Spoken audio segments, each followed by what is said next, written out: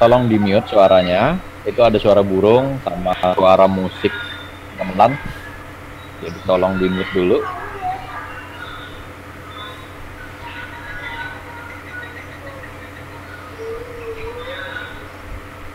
Diandra Tantiana, tolong suaranya ditutup.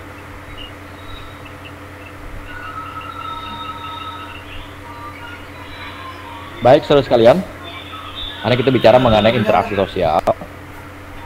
Sebelumnya apa ada yang ingin ditanyakan dulu? Silahkan, tentang pertemuan kemarin. Pertemuan kemarin kita bicara mengenai etika ya. Yang ingin bertanya silahkan dibuka suaranya, mikrofon silahkan dibuka.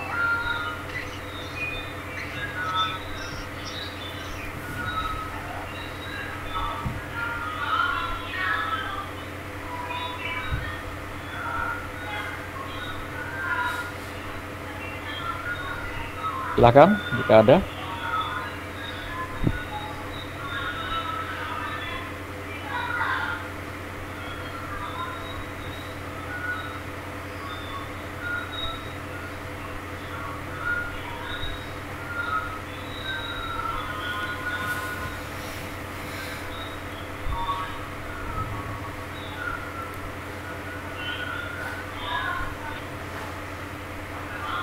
Cutting ada?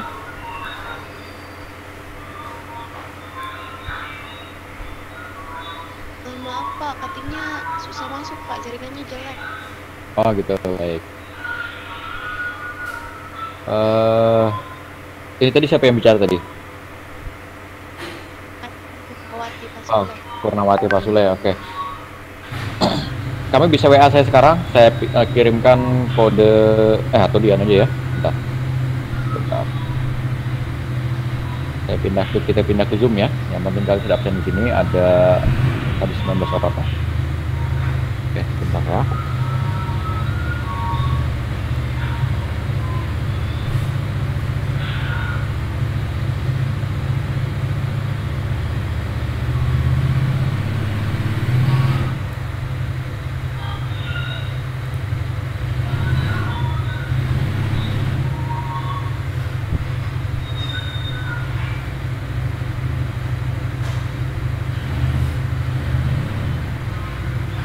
Interaksi sosial pertemuan 4. Ya, kelihatan Pak. Baik. Hamid, tolong ya. Silakan ditutup audionya ya. Interaksi sosial yang kita bahas. Ini dua suku kata ya. Tiga sebenarnya. Inter dan aksi, kemudian ada sosial. Sosial itu artinya bermasyarakat ya, atau masyarakat itu. Tapi dalam konteks sebuah proses aktivitas. Sedangkan interaksi artinya adalah dia berhubungan atau berhubungan gitu ya dengan masyarakat. Baik, ini adalah bagian aktivitas interaksi sosial yang ada di sekitar kita. Baik, secara teoritis.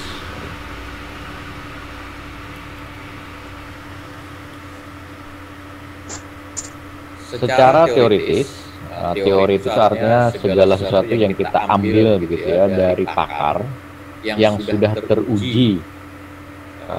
Tentu saja di bidang ilmu kita di bidang sosial ya, jadi secara sosial sudah teruji bahwa kebenaran teori itu betul gitu ya. Ini ada yang namanya teori peranan. Nah, jadi seseorang berperan gitu ya, oleh George Herbert Mead dalam buku Mindset and Society. Jadi George Herbert Mead ini adalah seorang pakar sosiologi.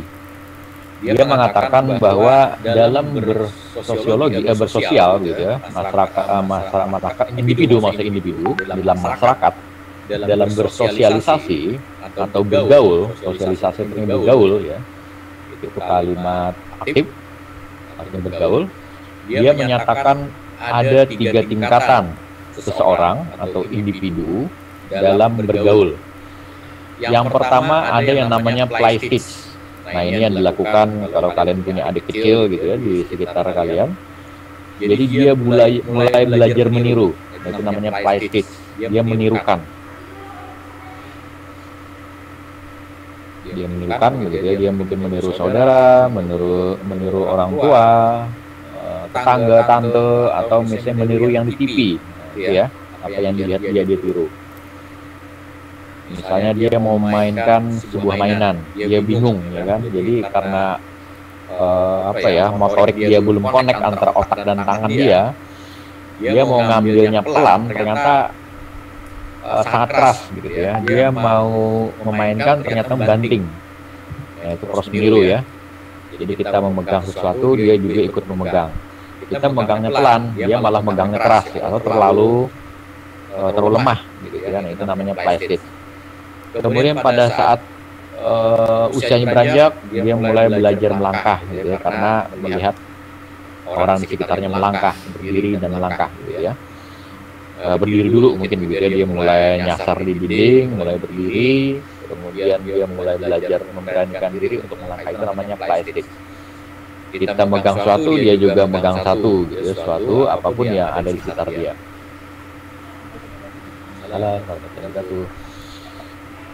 Nah, ini proses berjalan beberapa tahun gitu ya. Kemudian pada tahap kedua, game stage, si anak mulai menjalankan peranan dia.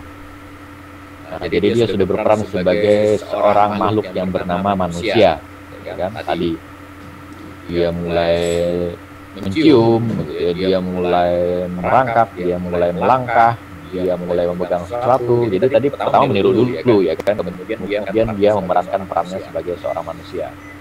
Ini juga berlangsung beberapa tahun begitu ya. Kemudian dia mengambil peran orang lain, misalnya peran kakaknya seperti apa gitu ya, ibunya menggendong, ibunya memasak, bapaknya misalnya bekerja begitu ya. Dia sudah tahu, ini bapakku, ini ibuku, dia tahu begitu ya, ini kakakku, ini adikku, dia tahu begitu. Ini namanya game stage. Kemudian setelah tahap ini berlangsung begitu, sudah dia jalani dan dia lewati, masuk pada generalized order. Artinya dia mampu berinteraksi dengan orang lain. Nah, ini mungkin di usia 5 tahunan kayaknya ya, atau 4 tahun, dia sudah tahu, dia sudah berinteraksi dengan orang lain, dengan tetangga gitu ya. Dia mungkin selama di gendong ya, dia bersama ibunya misalnya waktu masih usia setahun 2 tahun itu diajak belanja lelek sayur misalnya pagi-pagi gitu ya. Jadi dia tahu, oh ini orang jual sayur gitu ya, atau ini misalnya tetangga yang ngajak dia ngobrol dan sebagainya. Ini adalah tahap sosialisasi. Di tahapan ini juga gitu ya, berlaku bagi orang baru di sebuah daerah. Nah, misalnya ya, ada pendatang baru misalnya dari kota pindah ke kampung. Di kampung dia belajar gitu ya, bagaimana kehidupan kampung. Itu juga berlaku ini ya. Jadi bukan hanya bagi seorang anak balita gitu, tapi juga berlaku bagi orang dewasa. Tapi tentu saja adaptasinya lebih cepat, ya kan? Sosialisasinya lebih cepat. Hanya paling yang membedakan adalah bagaimana gaya bahasa begitu ya, atau misalnya cara sopan santun yang berhubungan dengan etika dan estetika. Kemudian misalnya bagaimana cara bertani gitu ya, itu dipelajari secara cepat oleh orang dewasa begitu ya, ketika dia berpindah dari satu tempat lainnya. Nah, berikutnya ya, yang namanya sosial itu identik dengan kemasyarakatan. Dari bahasa Inggris society, ya, society kata Inggrisnya masyarakat. Dalam artian terjemah gitu ya, oleh Kreh, ini orang Jerman, dia mengatakan masyarakat adalah interaksi orang, nah, jadi interaksi orang gitu ya, atau pergaulan